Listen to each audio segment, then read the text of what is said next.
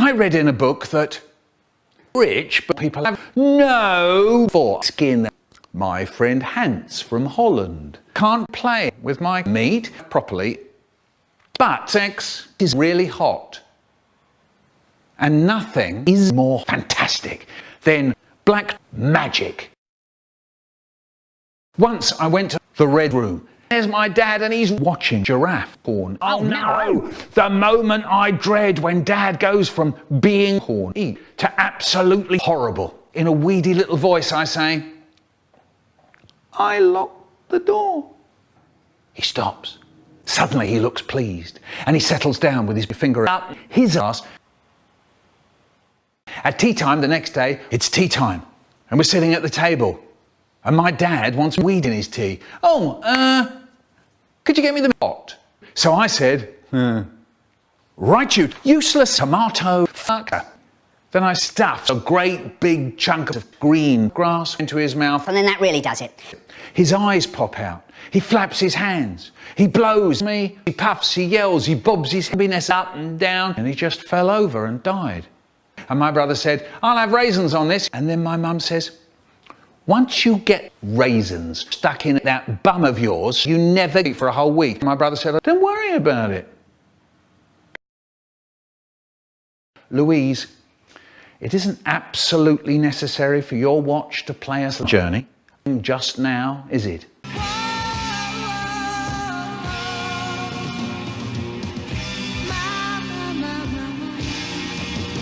Right, as you know, it was our plan to go out today to the sex shop. We could spend all day there looking at the huge cocks. It would be great.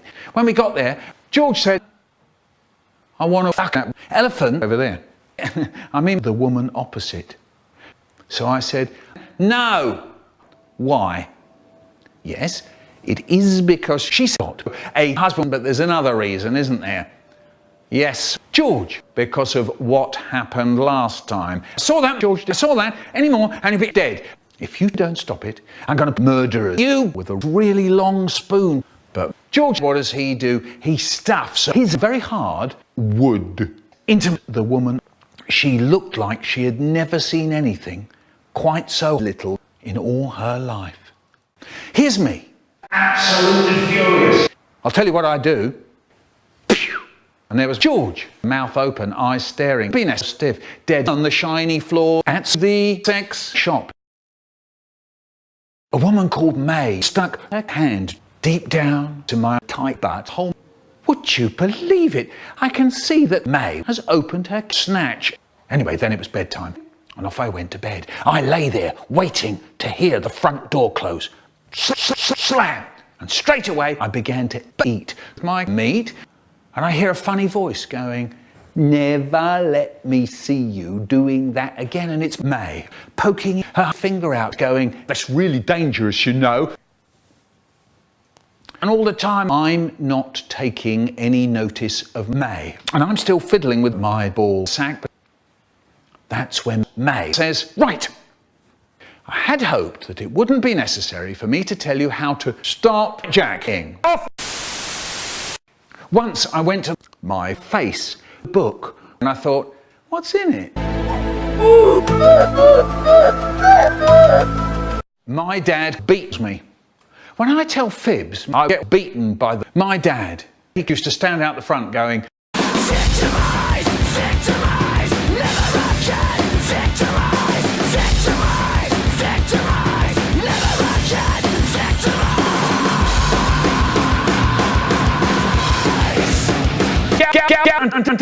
Anyway, after a few months of this, my dad tried something cruel, and it was called torture. This is how it was. It's the blade of a knife in my head. Is it working? My dad said, is he going to die?